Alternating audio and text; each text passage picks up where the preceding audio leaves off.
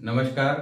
Last video में आपके काफ़ी सारे कमेंट्स आए थे और उन सारे कमेंट्स को पढ़ने के बाद एक बात समझ में आई कि आप लोगों को काफ़ी सारे कन्फ्यूज़न हैं। यहाँ पर हालांकि प्रयास ये किया जा रहा है कि आप लोग घर पे रह के अपनी कुंडली के अंदर कम से कम मेन चीज़ों को करेक्टली समझ पाएं। तो यहाँ पर अभी हमने 9 प्लैनेट के इंडिविजुअल हाउस के ऊपर बात करी कि वो कुंडली के 12 ही घरों में कहीं बैठे हों तो उनके लिए लॉन्ग लास्टिंग क्या रेमेडीज करनी है। अभी 2 प्लैनेट की सीरीज लेके चल रहे हैं।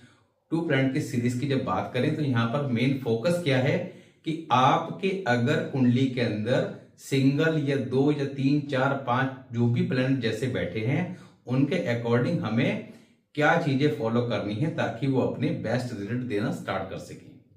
मगर आज का जो वीडियो है वो हमने किसी प्लैनेट के कॉम्बिनेशन को लेकर नहीं बनाया।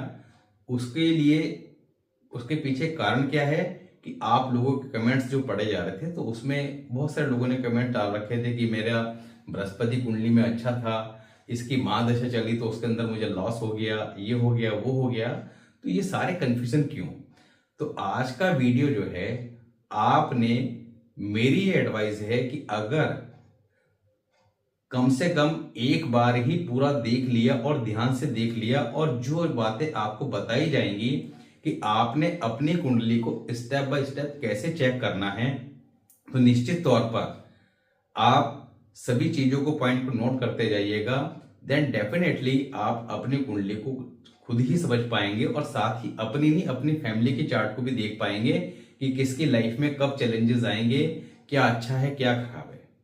तो केवल हमें सर गलती क्या होती है?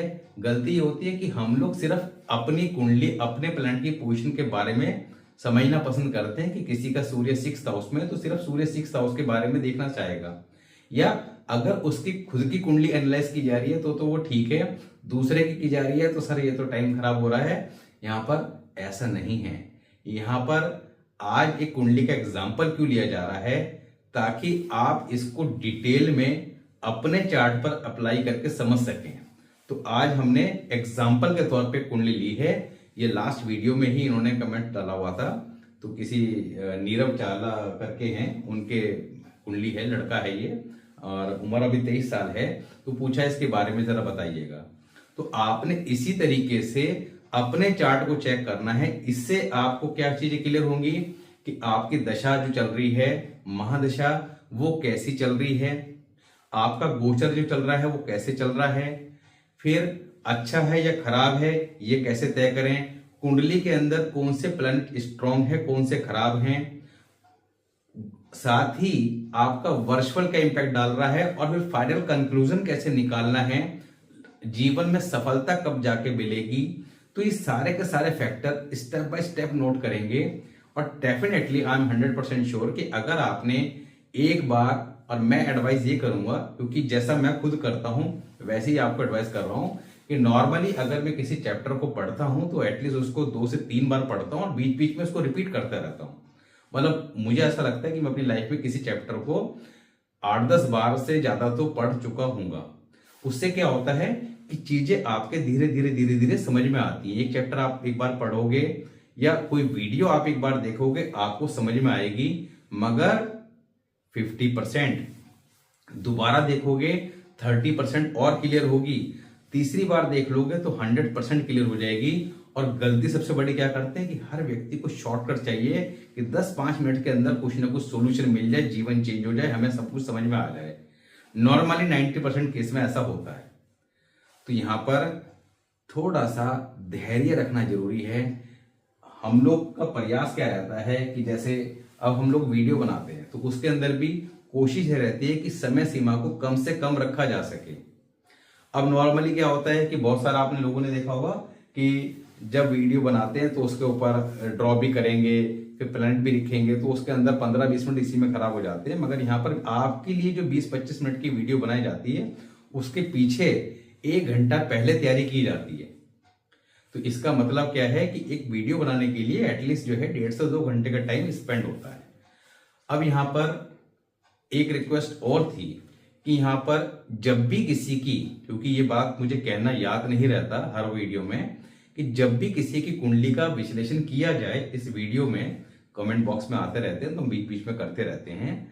बीच में कुछ कम किया हुआ था क्योंकि लास्ट टॉपिक कुछ ऐसे थे कि वो इतने अपने आप में लेंदी थे कि 30-40 मिनट में जाके कवर हो रहे थे, तो वहां पे कुंडली विश्लेषण करना संभव नहीं था, वो 15-20 मिनट एक्स्ट्रा लेता। अब यहाँ पर जिसकी भी कुंडली का विश्लेषण किया जाए वो एक काम अवश्य किया करें, क्योंकि कुंडली का विश्लेषण जब भी आप किसी से कराएं तो कुछ ना कुछ दें। अब यहां पर मैं लेने की बात नहीं कर रहा हूं, केवल इसका कोई भी आपके ऊपर बैड इंपैक्ट ना जाए, क्योंकि आपको पता है कि ज्योतिष शास्त्र में क्या लिखा गया है कि बिना दक्षिणा के कोई कार्य नहीं करना। मेरा मोटिव ये नहीं है कि कोई आपसे दक्षिणा लेनी है, मगर पर्पस क्या है, क्योंकि जिसने ली है दक्षिणा, यानी कि आपने जिससे भी ली है, तो आपके लिए वो डायरेक्टली इनडायरेक्टली गुरु हो गया। तो उससे क्या होता है कि सामने वाला अगर अपने गुरु से कुछ ले रहा है तो उसका जुपिटर खराब हो जाएगा, तो गुरु को देना चाहिए। और अगर आप अपने प्रोफेशन को में, प्रोफेशन क्या है, शनि का होता है, उसके अंदर गुरु को ऐड कर देते हैं, तो शनि कहता है कि आप स्मार्ट वर्किंग कीजिए, आपका काम है मेहनत करना, बताना, दैट उसके लिए आप कुछ ना कुछ लीजिए, नहीं लेंगे तो आप क्या करेंगे। तो शनि की अपनी थ्योरी है, ये आपको ही पता होगी। तो यहाँ पर बताने वाले का सैटर्न खराब होता है, और जो विद्या लेता है या जो कुछ सीखता है या विश्लेषण करवाता है तो उसका जुपिटर खराब होता है। तो इसलिए हर वीडियो में बताना मेरे भी ध्यान नहीं रहता। तो इस बात को हमेशा याद रखिए कि अगर कुंडली का विश्लेषण यहाँ पे किया गया तो इसका बेस्ट सोल्यूशन क्या है, 101 रुपए का हरा चारा आप गाय को खिला दें। उससे क्या है कि ना मेरे को प्रॉब्लम रहेगी और ना आपके लिए कोई प्रॉब्लम क्रिएट होगी, क्योंकि मैं तो अपने शरीर को कहीं ना कहीं ठीक कर ही लेता हूँ रेमेडीज करके, मगर आप लोग थोड़ा सा भी नहीं कर पा रहे होंगे, तो इस बात का हमेशा ध्यान रखें। तो आज हम स्टेप बाय स्टेप समझेंगे, इससे आपके सारे डाउट क्लियर हो जाएंगे। क्योंकि लोग बाग डेली जब मेरे से बात करते हैं या कमेंट्स में पढ़ता हूं तो एक कॉमन प्रॉब्लम आती है कि सर मैंने ये स्टोन पहना, अभी लास्ट वीडियो में एक ने कमेंट डाला हुआ था कि सर मेरी जुपिटर की महादशा थी, फिर मुझे किसी एस्ट्रोलॉजर्स ने बताया कि आप पुखराज पहन लो, पुखराज पहन लिया तो उससे ये प्रॉब्लम होगी, पुखराज उतार दिया तो ये ठीक हो गया। ये सब कुछ ऐसे नहीं होता है, ये सब मन के कंफ्यूजन है, ना कि पुखराज कोई ऐसा है कि वो रातों रात कोई चमत्कार करता है। और पुखराज या कोई भी stone, it's not part of remedy, it's just like a supplement. आपको समझना होगा कि क्या चीज कैसे काम करती है। नॉर्मली जीवन में हमें क्या पता होता है कि ये किसी एस्ट्रोलॉजर के पास जाते हैं या गली पड़ोस में कोई पंडित जी होते हैं उनके पास जाते हैं, वो सिंपली देखेंगे, अच्छा है बताइए क्या समस्या है, पंडित जी ये है, फलाना है, टिंका है, शादी नहीं हो रही, नौकरी नहीं लग रही, ये तबीयत खराब है, जो भी है, तो आपकी इसकी महादशा चल रही है, इसकी अंतरदशा चल रही है, आप इसका स्टोन पहन लो। तो कई लोग तो क्या करते हैं, जिसकी महादशा चल रही होती है उसी का स्टोन बना देंगे। तो एक बात बताइए कि आदमी की महादशा चेंज रहेगी, वो स्टोन बेचारा बदलता रहेगा। स्टोन, अच्छा स्टोन जो है कोई भी 50,000 से कम तो आता ही नहीं है, जिसकी क्वालिटी ठीक ठाक हो। अच्छी क्वालिटी के तो कोई लिमिटेशन है ही नहीं। स्टोन 10 लाख के भी हैं, स्टोन 1 लाख के भी हैं। मैं कभी स्टोन सजेस्ट करता ही नहीं जल्दी से, क्योंकि स्टोन जो है ये एक तरह के सप्लीमेंट है। सप्लीमेंट कैसे खा रहे हैं, जैसे कि आप रिवाइटल ले रहे हैं, तो रिवाइटल क्या काम करेगा, आपकी इम्यूनिटी को बूस्ट करेगा, आपके शरीर को धीरे धीरे धीरे स्ट्रॉन्ग करेगा, ताकि आप बीमारियों से बचे रहें। मगर जब कोई इन्फेक्शन हो जाएगा, जैसे कि वायरल इन्फेक्शन हो गया लेट फॉर एग्जांपल, तो वहां पे वो रिवाइटल काम नहीं करेगा, तब आपको प्रॉपर एंटीबायोटिक ही लेनी पड़ेगी। तो एंटीबायोटिक बुखार उखार की जैसे 3-4 टैबलेट का सेट बना के दिया जाता है, तो वो मेडिसिन प्रॉपर काम करेगी, खाली रिवाइटल से काम चलेगा नहीं। तो यही बात समझनी है हमें। क्या है कि भाई आप ये स्टोन पहन लीजिए, कंसल्टेशन के लिए गए, उसके बाद फिर क्या बताते हैं कि आप ये कुछ सामान हमारे यहाँ से ले लीजिए, इस सामान के पीछे आपका 20-30 हजार रुपए के खर्चे होते हैं, और इसको यहाँ रख लेना है, इसको वहां रख लेना है। हम बड़े खुश होकर आगे लेके सामान रख लिया। देन फिर बड़ी समस्या है तो आप ये पूजा पाठ करा लीजिए। पूजा पाठ की भी कई लोगों ने कैटेगरी डिसाइड कर रखी है, 40,000, 50,000, लाख, 1.5 लाख, इस तरह अलग अलग। उससे होता कुछ नहीं है, चलो पैसे खर्च कर भी दें तो ये सब बेवकूफ बनाने के धंधे हैं। तो सिंपली हमारा काम क्या है, सिंपल वे में चीजों को समझना। जो उपाय बताए जा रहे हैं वो सेल्फ करने हैं। मैं अपने कंसल्टेशन में कभी किसी को किसी प्रकार के पूजा पाठ वगैरह एडवाइस नहीं करता, सिंपल रेमेडीज हैं, और वो हर व्यक्ति, कोई अगर व्यक्ति रिक्शा भी चलाता तो वो भी कर लेगा। कहने का अर्थ ये है कि कमजोर से कमजोर व्यक्ति भी, जो आर्थिक रूप से कमजोर है, वो भी उस रेमेडीज को कर सकता है। अब कोई व्यक्ति आया, वो बेचारा बेरोजगार है और उसने कहा कि उसको बता दिया कि आप ये नग पहन लो, ये माला का जाप करो। अब वो माला का जाप तो करनी शुरू कर दी, नग पहनने का सामर्थ्य है नहीं, क्योंकि वो तो सीधा भी 1 लाख का खर्चा है।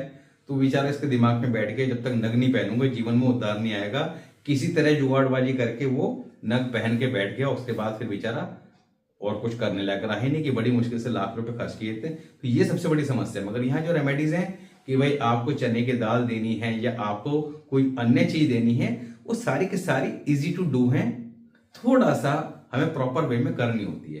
तो आज उपाय भी बताए जाएंगे, जीवन में कुंडली को ठीक कैसे करना है उसको बताया जाएगा, और साथ ही समझना कैसे है। तो पूरा ध्यान से देखिएगा, नोट्स जरूर बनाइएगा। ये मैं आप लोगों को कह रहा हूं कि नोट्स जब तक नहीं बनाएंगे तब तक नहीं सीख पाएंगे। इधर वीडियो खत्म, उसके बाद दिमाग से मैटर जो 50% एंटर हुआ था 2 दिन बाद, वो भी सारा साफ, तो जीवन में कभी नहीं सीख पाओगे।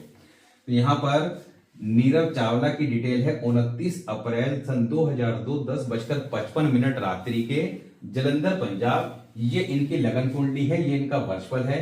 इन दोनों में डिफरेंस क्या है उसकी बात भी करेंगे, क्योंकि बहुत सारे लोग जो फर्स्ट टाइम देख रहे हैं तो उनको वर्षफल वगैरह नहीं पता होगा। वर्षफल अभी लोगों को समझ में आना स्टार्ट हुआ है, जो वीडियो देख रहे हैं। नॉर्मली वर्षफल का पता ही नहीं होता, बस ये पता होता है महादशा देखनी है, अंतरदशा देखनी है और नग पहनना है। तो यहां पर लगन कुंडली को कैसे समझना है और सबसे बड़ी गलती कहां करते हैं। हमें सिंपली क्या पता है, जैसे ये कुंडली है, चंद्र केतु एक साथ बैठे हैं 12th हाउस में, भाई 2 प्लैनेट एक साथ बैठ गए। सूर्य यहां बैठ गया कहां, 5th हाउस में, और बृहस्पति 7th हाउस में। बाकी जो 5 हैं बचे कुचे, Mercury, Venus, Rahu, Mars and Saturn. अब देखिए यहां पर अगर बोर्ड पर थोड़ा सा विजिबिलिटी कम हो तो कमेंट बॉक्स में बता दीजिएगा, ताकि उसको नेक्स्ट टाइम ठीक कर लें। तो यहां पर ये 5 कहां बैठ गए, 6th हाउस में। अब आपको एक बात सीधी सीधी समझ में आई कि भाई इसके 5 एक साथ में हैं, 2 एक साथ में हैं, और सूर्य और बृहस्पति अलग अलग बैठे हुए हैं। अब यहां पर इन्होंने बार बार कई वीडियो में कमेंट डाले कि मेरे बेटे की कुंडली देख लीजिए, मेरे बेटे की कुंडली देख लीजिए। बेटे की आयु क्या है अभी, मात्र 23 साल की। नॉर्मली इनकी कुंडली खोलते साथ ही समझ में आ गया कि इनके प्रॉब्लम का कारण क्या है, क्यों चिंतित है ये बेटे को लेके, वो सारी बातें बताएंगे। और यहां पर नीरव जो है वो शायद इनके बेटे का नाम है। तो आप उनके फादर अगर देख रहे हो तो एटलीस्ट वीडियो देखने के बाद कमेंट बॉक्स में जो चीजें बताई जाएं और वो अगर मैच करें तो डेफिनेटली आप उसमें मेंशन कीजिएगा। दूसरी आप लोगों से रिक्वेस्ट किया है कि देखिए यहां पर वीडियो बनाई जा रही है, मगर मैं सोशल मीडिया का बहुत ज्यादा इस्तेमाल करना उचित नहीं समझता। आजकल लोग कर रहे हैं कि इधर ऐड दे उधर ऐड दे, ये सारे काम मैं नहीं करता। मेरा काम है सिंपली वीडियो बनाना, हफ्ते में 2 वीडियो डाल देते हैं, पर होती काम की हैं। आप जितनी भी देखेंगे सारी आपको बड़ी इंपॉर्टेंट दिखाई देंगी, और आपको वो इंफॉर्मेशन मिलेगी जो आपको कई बुक्स पढ़ने के बाद, कई पैसे खर्च करने के बाद भी नहीं मिलेगी, इसकी गारंटी है। ऐसे ऐसे इंफॉर्मेशन है वहां पे। तो वहां पर आपने करना क्या है कि जब भी वीडियो देखें, और ये बात भी मैं हर वीडियो में कहना भूल जाता हूं, प्लीज ध्यान रखें, एक लाइक, और दूसरा आजकल नया एक ऑप्शन आ गया है हाइप का। तो मुझे खुद नहीं पता था कि ये हाइप क्या होता है, तो यहाँ पर हाइप का ऑप्शन आ गया है, तो उसे भी हाइप कर दे कीजिए, क्योंकि मेरा पर्पस क्या है, बनाना और आप लोगों तक सही जानकारी पहुंचाना। और आप लोगों का पर्पस भी ये होना चाहिए, क्योंकि मैं हमेशा यही चाहता था कि कुछ ना कुछ ऐसा जीवन में होना चाहिए जिससे आप दूसरे की हेल्प कर सकें। मगर मन में विचार ये आता था कि दूसरे की आप किस किस की हेल्प करोगे और कैसे कर सकते हो। आपके पास चलो पैसे हैं, आपने किसी को 5-10 हजार रुपए दे दिए तो वो उसके लिए टेम्पररी रिलीफ हो गया, मगर परमानेंट कोई सोल्यूशन नहीं है। उसके जीवन में दुख है तो वो 5-10 हजार से जाने वाले हैं नहीं। तो क्या ऐसा किया जाए, तो ये ईश्वर ने कुछ ऐसा किया कि जो इस तरह के ट्रेंड डाल दिया, और ज्योतिष को लेकर जो है आप लोगों तक बात की जा रही है। तो आप लोग भी ये सारी जानकारी पहुंचाया करें। अब खुद तो पहुंचाना पॉसिबल होता नहीं है, मगर जब हम वीडियो को हाइप वगैरह करते हैं ना, तो ये यूट्यूब वाले अपने आप ही फॉरवर्ड कर देते हैं। खैर, तो यहाँ पर हमें समझना ये है कि इस कुंडली के अंदर प्लस क्या है और माइनस क्या है। हालांकि अभी नीरव के पिताजी जो है वो चिंतित होंगे, उन्हें तो सब माइनस ही दिखाई दे रहा होगा, मगर प्लस माइनस दोनों की बात करेंगे तो उनको रिलैक्स भी महसूस होगा और समझ में आएगा कि चैलेंजेस क्या हैं और कैसे ठीक करने हैं। तो यहाँ पर धनु लगन की कुंडली है।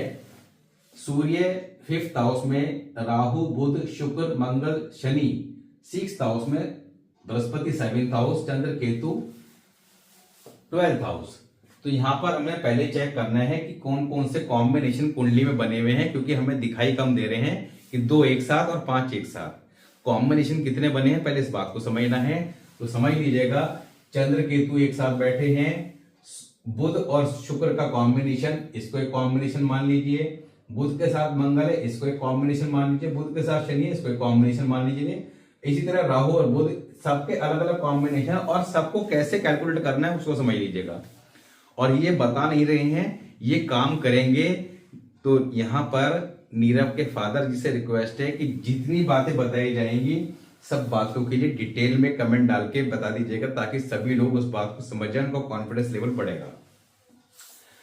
अब यहां पर सूर्य कुंडली के अंदर कहां पर है? 5th हाउस में। 5th हाउस में सूर्य है। अच्छा, कुछ लोगों ने कहा कि आप केवल लाल किताब के हिसाब से बताते हैं, कुछ वीडियो ऐसे बनाए कि राशि के हिसाब से बताएं। देखिए, यहाँ पर मैं केवल लाल किताब को कंसिडर नहीं करता, साथ में वैदिक को भी कंसिडर करता हूं, क्योंकि मेरी वीडियोस के अंदर जो लोग लगातार देख रहे हैं या समझते हैं, वैदिक को लाल किताब दोनों को समझते हैं, तो उनको समझ में आ गया कि यहाँ पर कुछ चीजें जो हैं वो वैदिक से ली गई हैं, कुछ लाल किताब, दोनों को मिक्स करके। क्योंकि कई बार आपने ऐसे डॉक्टर देखे होंगे जो एलोपैथी के डॉक्टर होते हैं, मगर साथ में एक टॉनिक आयुर्वेदिक भी लगा देते हैं। तो उससे क्या होता है कि वो जो चीज जिसकी अच्छी है वो अडॉप्ट कर ली, तो मिक्स करके सामने वाले को रिलीफ आने से मतलब है, वही पर्पस हमारा है। तो हमने क्या करना है, प्रेडिक्शन लेने के लिए वैदिक और लाल किताब दोनों को कंसिडर कर लिया। मगर जब बात रेमेडीज की आती है तो फिर रेमेडीज प्रॉपर लाल किताब के अकॉर्डिंग सजेस्ट की जाती है, और रेमेडीज भी वो सजेस्ट की जाती है जो आसानी से की जा सके। ऐसी रेमेडीज नहीं, क्योंकि वहां पर बहुत सारी रेमेडीज ऐसी भी हैं कि जिसको कई वीडियोस में बताया जाता है, जिसको करना पॉसिबल नहीं होता है, तो वो सब नहीं बताते हैं। तो यहाँ पर सूर्य 5th हाउस में है, 1 नंबर के साइन में है। तो यहाँ पर ऐसे जातक जो होते हैं उनके स्वभाव में एक तो थोड़ा सा एग्रेशन रहता है, ज्यादा किसी की सुनना पसंद नहीं करते, क्योंकि ये सूर्य यहाँ पर मंगल के साथ जाके मिल जाएंगे। क्यों मिल जाएंगे? यहाँ पर आपको एक रूल बताया था कि जब भी 2 प्लैनेट बराबर वाले हाउस में हो, जैसे कि सूर्य 5th में और नेक्स्ट हाउस कौन सा है? 6th house. तो सूर्य का कोई भी मित्र 6th हाउस में होगा, चाहे वो किसी के भी साथ में हो, तो सूर्य वहां पे जाके अपना असर देगा, मिल जाएगा। कैसे? अब सूर्य 5th हाउस में बैठा है, वहां का रिजल्ट तो देगा ही देगा, मगर 6th हाउस में जब जाएगा तो राहु बुध शुक्र मंगल और शनि इनसे अपना कनेक्शन बनाएगा। कनेक्शन बनाएगा तो यहां पर कॉम्बिनेशन कितने बन जाएंगे? सूर्य प्लस राहु, सूर्य प्लस बुध, सूर्य प्लस शुक्र, सूर्य प्लस मंगल, सूर्य प्लस शनि। ये सारे कॉम्बिनेशन अपना अपना रिजल्ट देंगे, जो कि हमें पता ही नहीं है कि ये कॉम्बिनेशन भी कुंडली में है। हम कितने से कॉम्बिनेशन समझ रहे थे, यहाँ पर कम से कम 50 से ऊपर कॉम्बिनेशन अभी आपको काउंट करा देंगे। अब सूर्य जब राहु के साथ मिलेंगे तो इसका मतलब क्या है? सूर्य क्या है? पिता है, और राहु सूर्य को ग्रहण लगाते हैं, तो जब मिलेंगे तो सूर्य कमजोर होगा। इसका मतलब क्या है? पिता की लाइफ में चैलेंजेस। दूसरा, सूर्य जब मंगल के साथ मिलेंगे, both are the aggressive planet. सूर्य भी गर्म है, मंगल भी गर्म है, दोनों कुंडली मिल जाएंगे, उस कुंडली में चंद्रमा वीक हो जाता है, तो ऐसे में जातक के स्वभाव में एग्रेशन बढ़ जाता है, ज्यादा किसी की सुनना पसंद नहीं करते या नाक पे मक्खी बैठने नहीं देते, और वैसे ही मंगल 6th हाउस में ये सारे काम करा देता है। दूसरा, सूर्य जब शनि के साथ मिल जाएंगे तब क्या करेंगे? शुक्र कुंडली में खराब हो जाएगा, और साथ ही सूर्य शनि जब कुंडली मिल जाते हैं किसी भी एंगल से, तो ऐसे जातक जब जॉब करते हैं, अभी तो हालांकि ये पढ़ ही रहा होगा, 23 साल की उम्र है, मगर ऐसे जातक जब जॉब करते हैं तो इनकी अपने बॉस के साथ कभी पटती नहीं है। ये भी प्रॉब्लम इनके साथ रहती है। अपने इमीडिएट बॉस के साथ पटेगी नहीं, उसके ऊपर जो बॉस होगा उसके साथ रिलेशन जरूर हेल्दी रहेंगे। दूसरा सबसे इंपॉर्टेंट बात अभी यहाँ पे आ रहे हैं ऐसी है कि वो इनकी लाइफ के अंदर गेम चेंजिंग काम करेगी। अभी उस पर भी आते हैं। तो यहां पर सूर्य 5th हाउस में और क्या काम करेंगे, ऐसे जातक का स्टमक थोड़ा अपसेट रहता है, इनकी एजुकेशन में अचानक कोई बड़ी समस्या आती है। ये सूर्य 5th हाउस के है। सूर्य 5th हाउस में ऐसे जातक का भाग्य उदय कब होता है, after the birth of male child, मगर मेल चाइल्ड आसानी से होता नहीं है।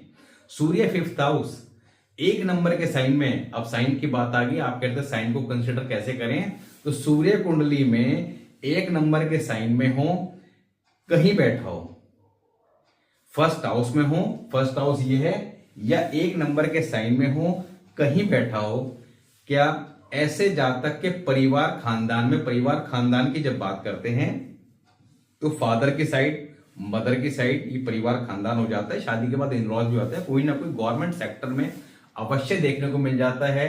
ऐसे जातक थोड़ा सा इगोस्टिक हो जाते हैं। ऐसे जातक के जो बाल हैं वो झड़ने की समस्या जीवन में काफी परेशान करती है, चाहे लड़का हो या लड़की हो। सूर्य यहां पर जब शुक्र के साथ मिलते हैं तो भी प्रॉब्लम क्रिएट करते हैं, मैरिड लाइफ में चैलेंजेस क्रिएट करते हैं। अब यहां पर ये कॉम्बिनेशन बने हुए हैं, 5 कॉम्बिनेशन 6th हाउस में। शुक्र 6th हाउस में हो, शुक्र 6th हाउस में हो या 6 नंबर के साइन में हो।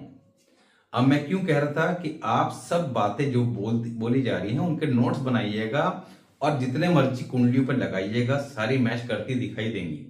सूर्य 6th हाउस में या 6 नंबर के साइन में ऐसे जातक के दिमाग में पैसे को लेकर बड़ी चिंता रहती है, पैसा पैसा घूमता रहता है, how to get money, how to get more money, ये लाइफ में इसके हमेशा देखने को मिलेगा।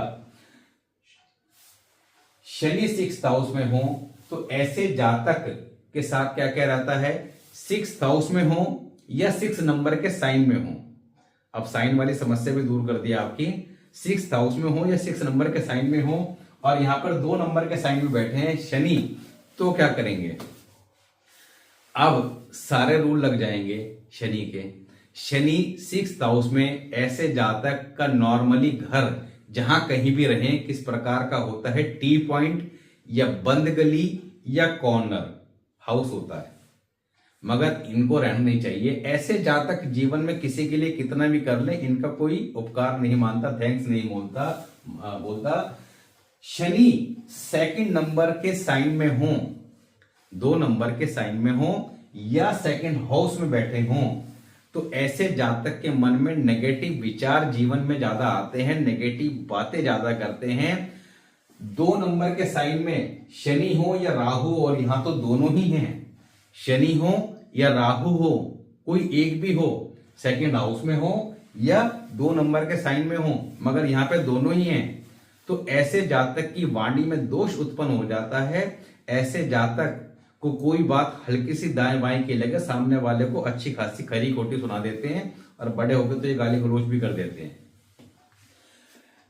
राहु 6th हाउस में है तब क्या करते हैं, राहु 6th हाउस में हो तो यहां पर ऐसे जातक के मित्र जीवन में अच्छे नहीं होते, जीवन में धोखा देते हैं। इनको अपने मित्रों से हमेशा सावधान रहना चाहिए, गलत दोस्तों के कारण कई बार जीवन में परेशानी देखने को मिलती है। बुध 6th हाउस में है और बुध इनका स्ट्रॉन्ग पोजीशन में है, ऐसे जातक निश्चित तौर पर बुद्धिमान होते हैं और बुध ने लगन को भी अष्टवर्ग में 6 पॉइंट दिए हैं। इसका मतलब ऐसे बच्चे के लॉजिक्स बड़े क्लियर होते हैं, दिमाग के तेज होते हैं, मैथ रीजनिंग लॉजिक सब क्लियर होते हैं, बिना लॉजिक के बात करने वाले होते नहीं है, दिमागदार होते हैं। ऐसे जातक को इंटेस्टाइन पेट में आंतों से संबंधित, बुध 6th हाउस ये 6 नंबर के साइन दोनों जगह लगा लीजिएगा। ऐसे जातक को इंटेस्टाइन पेट में आंतों से संबंधित समस्या परेशान करती है। तो एक तो मरकरी 6th हाउस में आ गया, दूसरा सूर्य 5वें घर का भी इसी तरह की प्रॉब्लम क्रिएट करता है, स्टमक अपसेट करता है, तो ये समस्या भी जीवन में परेशान करती हैं। बृहस्पति 7th हाउस में है, 7th हाउस में बृहस्पति होता है, शुक्र के घर में है, तो यहां पर मैरिड लाइफ में चैलेंजेस क्रिएट करता है। बृहस्पति 7th हाउस में हो, कुंडली के अंदर मंगल और केतु दोनों खराब हो जाते हैं। केतु औलाद का कारक है, ध्यान रखिएगा। मार्स क्या है, हमारा सीधा सीधा कैरियर से कनेक्ट होता है, तो career related challenges definitely will come. संतान को लेकर परेशानी होती है, और यहाँ पे आपको बताया कि सूर्य 5वें घर में जातक का भाग्य होते संतान यानी कि मेल चाइल्ड के बाद होता है, मेल चाइल्ड आसानी से होता नहीं है। अब ये सारी बातें और कैसे मैच हो रही है अभी समझिएगा। दूसरा, बृहस्पति किस साइन में है, 3 नंबर के साइन में है। बृहस्पति 7th हाउस में है, 3 नंबर के साइन में है। समझ लीजिए, बृहस्पति 3 नंबर के साइन में हो या 3rd हाउस में हो, ऐसे जातक अपने काम के प्रति बड़े फोकस्ड होते हैं, दोस्तों के दोस्त होते हैं, दुश्मनों के दुश्मन होते हैं, जो भी निभाते हैं बड़ी शिद्दत के साथ निभाते हैं। जैसे सूर्य आके मिला था, ऐसे ये सारे जाके बृहस्पति से भी तो मिलेंगे, क्योंकि मंगल यहाँ बैठे हुए हैं, मंगल के मित्र बृहस्पति हैं, तो मंगल शिफ्ट होंगे, साथ में उठा के बाकी सबको ले जाएंगे। तो बृहस्पति के साथ भी सभी के कॉम्बिनेशन बन जाएंगे। बृहस्पति के साथ शुक्र का, शनि का कॉम्बिनेशन बनेगा, तो ऐसे जातक के विचार दुनिया वालों से मेल नहीं खाते। They always plan to do something different from the other. बहुत ज्यादा मिक्सअप होना हर किसी के साथ पसंद नहीं करते। मंगल जब बृहस्पति के साथ मिलेगा, तो मंगल क्या है भाई, बृहस्पति क्या है इंटेलिजेंट, तो भाई अगर इसके कोई होगा तो इंटेलिजेंट होगा। शुक्र जाके बृहस्पति के साथ मिलेगा, तो लाइफ पार्टनर भी इंटेलिजेंट मिलेगा। लव मैरिज के योग भी कुंडली में बनते हैं। साथ ही मगर 7वें घर में बृहस्पति है, और 7वें घर के अंदर अष्टवर्ग में भी कम पॉइंट मिले हुए हैं, तो ऐसे जातक की मैरिड लाइफ में डेफिनेटली चैलेंजेस रहते हैं। संतान को लेकर निश्चित तौर पर परेशानी रहती है, स्पेशली मेल चाइल्ड को लेकर। तो इस बात का भी विशेष ध्यान रखिएगा, क्योंकि अभी आपकी चिंता डेफिनेटली उसके कैरियर को लेकर होगी। आगे के बारे में आप सोच नहीं रहे, मगर समय रहते समझने का फायदा क्या है कि ओवरऑल लगन कुंडली से अपनी पूरी लाइफ को समझ लीजिए कि भाई कहाँ कहाँ क्या चैलेंजेस रहने वाले हैं। चैलेंजेस कौन कौन से होते हैं हमारे जीवन में? 6 sector, health, wealth, career, education, married life और संतान। ये 6 में से कहीं ना कहीं प्रॉब्लम डेफिनेटली रहती है। तो यहाँ पर आपको समझ में आ गया कि शुक्र कुंडली के अंदर अष्टवर्ग में 1 पॉइंट मिला हुआ है। शुक्र की महादशा चल रही है, मगर हमने शुक्र को 1 पॉइंट के साथ देखा, जो कि बहुत ही कम है। इसका मतलब महादशा खराब जाएगी, मगर ऐसा नहीं है, क्योंकि जब भी हमने किसी की महादशा चेक करनी हो तो उस ग्रह से 5 और 9 को चेक कर लीजिए। यानी कि शुक्र यहाँ बैठे 6th हाउस में, इससे 5वां घर कौन सा हो गया? 1 2 3 4 5, यानी कि 6 नंबर साइड। उसके बाद 7 8 9, यहां से 7वां घर ये रहा 8 9। तो जब हम शुक्र के अष्टवर्ग में देखेंगे कि शुक्र ने खुद को कितने पॉइंट दिए, तो 1 पॉइंट दिया। 6 नंबर राशि में कितने दिए, तो यहां पर दिए इसने 5 पॉइंट, और 10 नंबर में दिए 7 पॉइंट। तो 5 7 और 1 का टोटल किया आया 13। तो टोटल अगर 12 से कम होता तो ये खराब था, 12 से ज्यादा आ गया तो ये ठीक है। तो महादशा इसकी ज्यादा दुखी परेशान नहीं करेगी, मगर ओवरऑल चार्ट में कहां कहां प्रॉब्लम है अब समझ लीजिए। कुंडली के अंदर बृहस्पति 7th हाउस में बैठ के थोड़ा वीक हुआ, भाग्य भाव भी कमजोर है, तो जातक को जीवन में चैलेंजेस काफी ज्यादा रहेंगे। दूसरा, चंद्र केतु कुंडली के अंदर बने हुए हैं। कुंडली में सूर्य राहु हो या चंद्र केतु, कोई भी एक कॉम्बिनेशन बना हो, 45 वर्ष की आयु तक जातक के जीवन में संघर्ष अवश्य बना रहता है। उसके बाद ही जीवन में ग्रोथ आती है।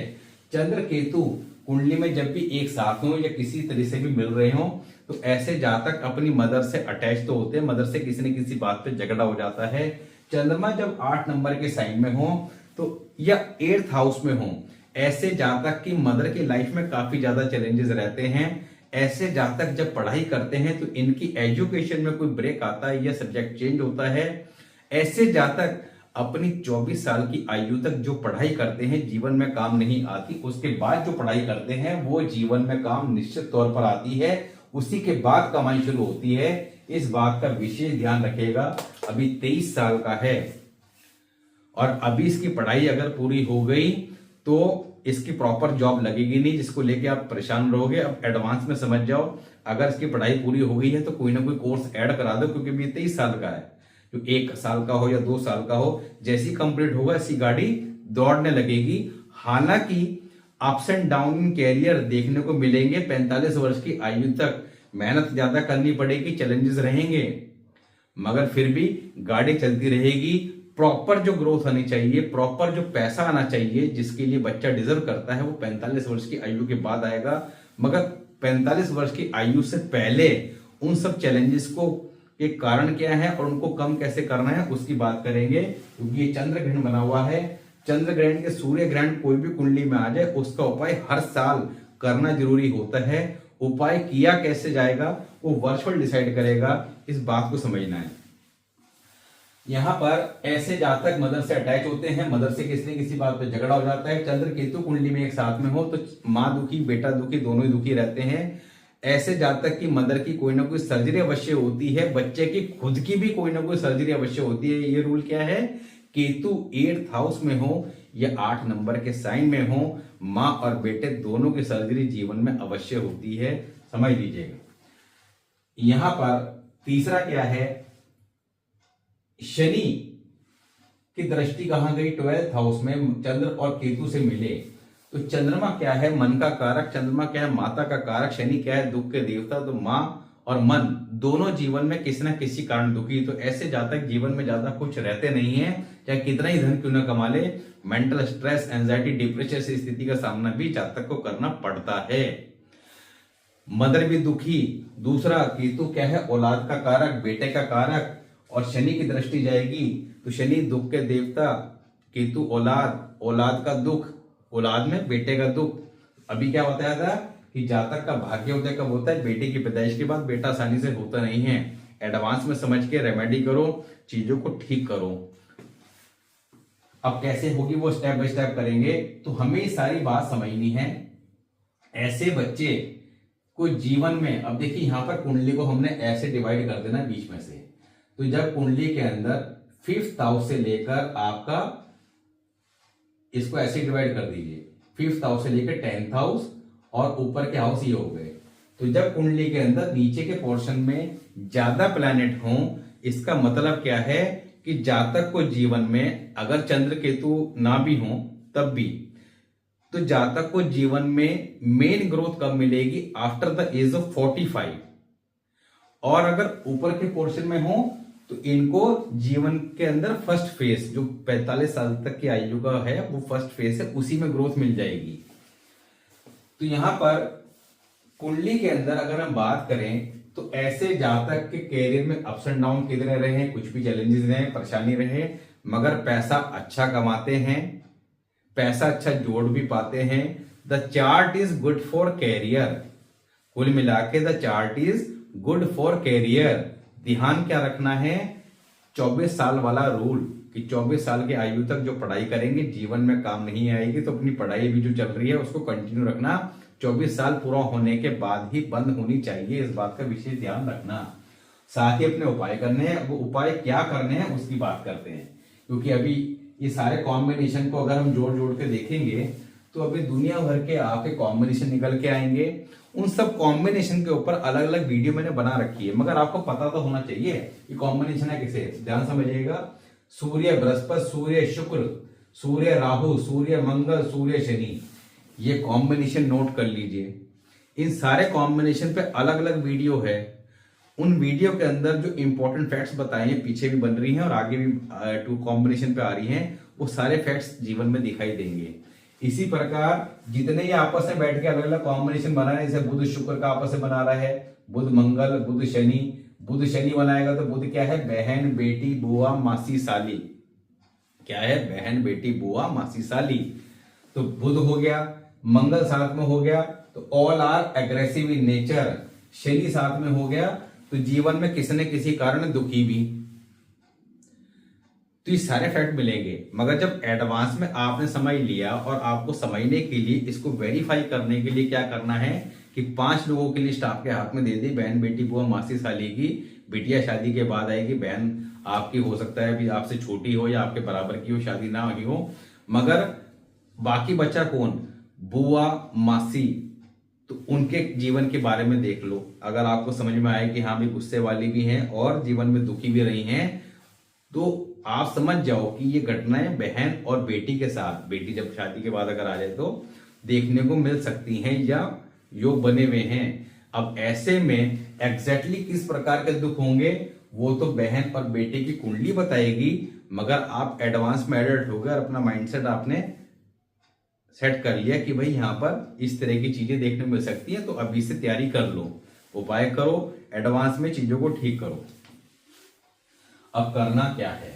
अच्छा, ऐसे जातक की अगर बात करें, थोड़ा वहमी स्वभाव के भी होते हैं, जैसे लॉक कर दिया उसको रीचेक करना, नोट गिर रहे उसको रीचेक करना, इस तरह की भी प्रॉब्लम रहती है।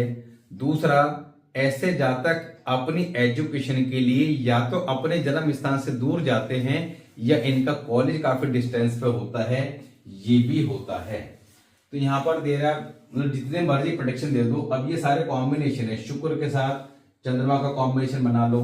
अब शुक्र के साथ जब चंद्रमा का कॉम्बिनेशन बनेगा तो ऐसे जातक की पत्नी की उसकी मदर के साथ नहीं बनती है, और ऐसे जातक नॉर्मली शादी अपनी मर्जी से करते हैं। इसी प्रकार मंगल का कॉम्बिनेशन बनेगा। तो ये सारे कॉम्बिनेशन बता बता के मैं भी थक जाऊंगा, इतने कॉम्बिनेशन हमारी कुंडली में होते हैं जो हमें नहीं पता होते और अपना अपना काम कर रहे होते हैं। और वो इवेंट कैसे निकाले जाते हैं वो भी एक बड़ा टॉपिक है कि किसकी कितनी आयु है प्लैनेट की, वो इन आयु में ये कॉम्बिनेशन आपस में मिलेंगे, उसका टोटल करके डिवाइड करना है। इस पे मैंने एक वीडियो बनाई थी बहुत पहले, वो वीडियो हालांकि आप लोगों को शायद समझ में कम आई हो क्योंकि थोड़ा सा एडवांस लेवल की बात थी वो, मगर वो बताई थी। मगर वो इतना इंपॉर्टेंट नहीं है कि कौन सी घटना कब घटेगी, घटना के स्तर को कम कैसे करना है ये इंपॉर्टेंट है।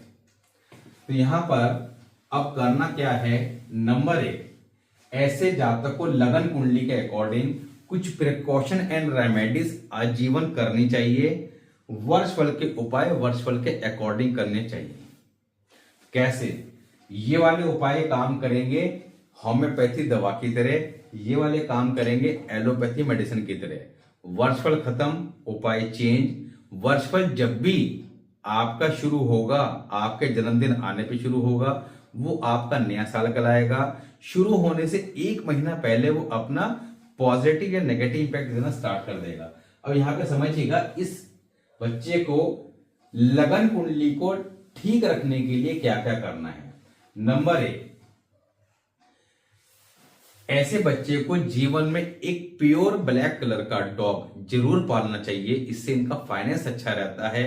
लेड मेटल की बॉल छोटी सी आती है, ये पूजा की दुकान पे मिल जाती है, नहीं तो ऑनलाइन वगैरह भी मिल जाती है। इसको ब्लैक पेंट करके अपने पर्स में, पॉकेट में, बैग में हमेशा रखें, कहीं भी रखें। नॉर्थ फेसिंग हाउस में कभी ना रहे। मरकरी कहां पे है? 6th हाउस में। नॉर्थ फेसिंग हाउस में कभी ना रहें। साथ ही अपनी बहन या बेटी का विवाह अपने घर से नॉर्थ डायरेक्शन में ना करें, अदरवाइज दोनों जीवन में हमेशा दुखी रहेंगे। शनि 6th हाउस में है तो इनको लेदर की वस्तुएं इस्तेमाल नहीं करनी चाहिए और जीवन में कभी गिफ्ट नहीं लेनी चाहिए। दूसरा, टी पॉइंट बंद गली कॉर्नर के हाउस में ना रहें। मंगल 6th हाउस में है। These people like to celebrate their birthday parties but they should not celebrate. If they celebrate, after the celebration the problem will come definitely। और ये बात 50 बार चेक की गई है, 50 बार लोगों ने एडमिट किया है, बट उनको पता ही नहीं था कि ऐसा करने से ऐसा भी होता है। मगर जब उन्होंने उसको रिलेट किया तो उन्होंने एडमिट किया, yes it will definitely happen. तो इसलिए ये काम नहीं करने चाहिए। दूसरा, ऐसे जातक की पत्नी मैरिड लाइफ में चैलेंजेस रहते हैं। पत्नी कैसे आती है ये भी आपको बता दें। इंटेलिजेंट होगी, गुस्से वाली होगी, डोमिनेटिंग नेचर की होगी, इगोस्टिक होगी। तो यहां पर मैरिड लाइफ में चैलेंजेस अवश्य रहते हैं। दूसरा, आपको इंपॉर्टेंट बात बता दें कि यहां पर शुक्र जब भी 6th हाउस में होता है तो कोई ना कोई सेक्सुअल जो पार्ट होता है उससे रिलेटेड समस्या ऐसे व्यक्ति, चाहे कोई भी हो, मेल हो फीमेल हो, उसको डेफिनेटली होती है। तो यहां पर इन सब बातों का विशेष ध्यान रखें जो जो बताई जा रही हैं। दूसरा, ऐसे जातक को अपने घर के अंदर मंदिर वेल एस्टेब्लिश नहीं करना चाहिए। वेल एस्टेब्लिश का मतलब क्या है? मंदिर रखने की मनाही नहीं होती, मंदिर अवश्य रखना चाहिए, मगर भगवान की फोटो लगानी चाहिए, मूर्ति वगैरह ये सब नहीं रखना चाहिए। शंख, शिवलिंग, झंग, झूला वगैरह ये नहीं रखना चाहिए। फोटो लगाए, पूजा करें, कोई दिक्कत नहीं है, मगर अत्यधिक पूजा पाठ भी नहीं करनी चाहिए। दूसरा, चंद्रमा 12th हाउस में है, ऐसे जातक को हमेशा अपर फ्लोर पर रहना शुभ परिणाम देता है। किसी साधु फकीर सन्यासी को किसी प्रकार का डोनेशन नहीं देना चाहिए, किसी बच्चे की एजुकेशन के लिए पैसे नहीं देने चाहिए, और किसी प्रकार का कोई भी लर्निंग सेंटर या कॉलेज स्कूल नहीं खोलना चाहिए। माथे पे केसर का या हल्दी का तिलक लगाएं। अपने लेफ्ट ईयर में गोल्ड की तार वगैरह या कुछ भी स्टड वगैरह डाल सकते हैं, वो पहने अवश्य। तो ये सारे काम जितने बताए हैं ये तो अवश्य करें। गले के अंदर चांदी की चेन पहने, हाथ में चांदी का कड़ा 50 ग्राम का सोने व तांबे की कील लगवाकर पहने। तो ये जितने काम हैं ये तो लगन कुंडली के अकॉर्डिंग परमानेंट फिक्स हो गए। अब इसमें समझिएगा, इसमें आधी चीज तो ये है कि ये काम नहीं करने का तो क्या है, सिर्फ केसर का तिलक और दूसरा गले में चांदी की चेन और हाथ में कड़ा। तो तीन ही चीज बताई है, वो भी एक बार पहली छुट्टी। तो लगन कुंडली के अकॉर्डिंग तो सिर्फ क्या नहीं करना है इस बात का ध्यान रखना, और 2-3 काम करके छोड़ दिए। ये लगन कुंडली के उपाय हैं। अब वर्षफल के उपाय कैसे होते हैं वो समझिए। वर्षफल इस बच्चे का चल रहा है और जो 29 अप्रैल 2026 तक चलेगा। पीपल पे डेली जल चढ़ाएं, नंबर 1 पॉइंट। नंबर 2, 1 किलो खोया लें, उसमें 100 ग्राम काले 100 ग्राम सफेद तिल मिलाकर उस खोए को बाजार से लाना है, घर में नहीं बनाना, और कच्चा खोया ही लेना है, उसको भूनना नहीं है, कुछ मीठा नहीं मिलाना। तो कच्चे खोए में 100 ग्राम काले 100 ग्राम सफेद तिल मिला के 48 पेड़े बनाकर अपने ऊपर से एंटी क्लॉकवाइज 7 बार उतारकर सोमवार को किसी नदी में फेंक दें, एक एक करके, एक साथ ना घेर के एक एक करके फेंकते हैं। ये एक ही बार करना है। चंद्र ग्रहण जब भी आए, अब जब भी से मतलब वर्षफल के अंदर, तो अप्रैल तक अगर कोई आ रहा है तो गूगल में सर्च कर लीजिएगा। तो अगर आए तो उस वक्त 400 ग्राम जौ, 400 ग्राम काले सफेद तिल और एक नारियल एक पॉलिथीन में डाल लें, अपने ऊपर से एंटी क्लॉकवाइज साफ उतार के जल प्रवाह कर दें। यहाँ पर ये जो उपाय होता है ना चंद्र ग्रहण सूर्य ग्रहण का, ये वर्षफल पर डिपेंड करता है, मंदिर में देना है, ये जल प्रवाह करना है, ऐसा नहीं है कि कुछ भी कभी भी कर दिया नुकसान भी दे जाता है। तीसरा, पीपल पर डेली जल चढ़ाएं और 200 ग्राम पताशे हर मंगलवार मंदिर में दें। इस साल तो बेसिकली इनका वर्षफल काफी खराब वैसे भी दिखाई दे रहा है, क्योंकि बृहस्पति जो अच्छा ग्रह था वो साइलेंट मोड में है, एक्टिवेटिंग नहीं है। तो जो अच्छा था उसको तो वो तो एक्टिवेटिंग नहीं हुआ, और जो खराब थे, अब जैसे यहाँ पर ये बुध और राहु 12th हाउस में आ गए हैं, जेल खाना, दवा खाना, पागल खाना योग वर्षफल कुंडली में आया हुआ है अप्रैल 25 से अप्रैल 26। इस योग का अर्थ क्या है कि जातक को किसी न किसी कारण कोर्ट कचहरी पुलिस थाने के चक्कर लग जाना, या डॉक्टर अस्पताल के चक्कर लग जाना, या अननेसेसरी का मेंटल स्ट्रेस ज्यादा रहना, तो ये सब चीजें इसके वर्षफल में चल रही होंगी। रात की नींद डिस्टर्ब रहना, क्योंकि 12th हाउस में भी आया हुआ है। तो ऐसे में अभी ये क्या करें, पीपल पे डेली जल दें, और ये जो उपाय बताए हैं। अच्छा, चंद्रमा 1st हाउस में आता है वर्षफल में, तो उस साल कोई ना कोई हरा कपड़ा खरीदा जाता है या गिफ्ट आ जाता है, जो कि दोनों ही काम नहीं करने चाहिए। दूध का दान हर सोमवार मंदिर में करें। चने की दाल 400 ग्राम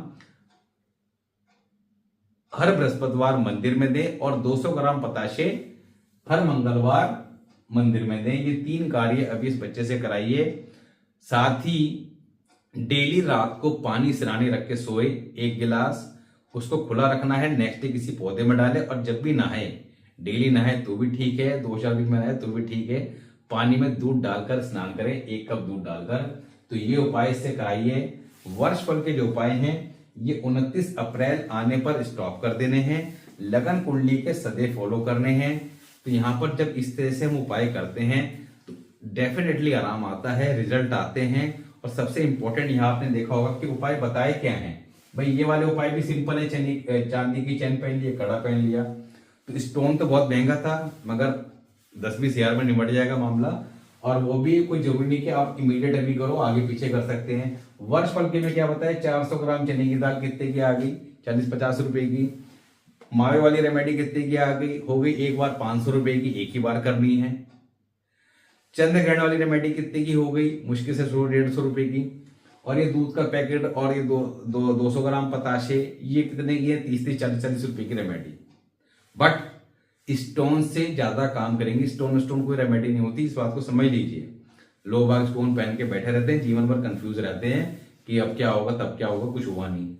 यहाँ पर चीजों को समझिए, अपनी डिटेल शेयर कीजिए, अपनी राय दीजिए। नेक्स्ट वीडियो किस टॉपिक पे लेने वो बताइएगा। हालांकि आप लोगों ने कमेंट बॉक्स में बताए थे, बहुत सारे टॉपिक दे रखे कि ये कॉम्बिनेशन है, ये कॉम्बिनेशन है, और आज टॉपिक ले दूसरा, क्योंकि आप लोगों के कमेंट पढ़ने के बाद मुझे भी थोड़ा सा जो है डिसअपॉइंटमेंट फील हो रहा था कि मैं लगातार समझाने का प्रयास कर रहा हूँ, लोग फिर भी वही गलती कर रहे हैं कि इसकी महादशा थी, इसकी अंतरदशा थी, ये ठीक।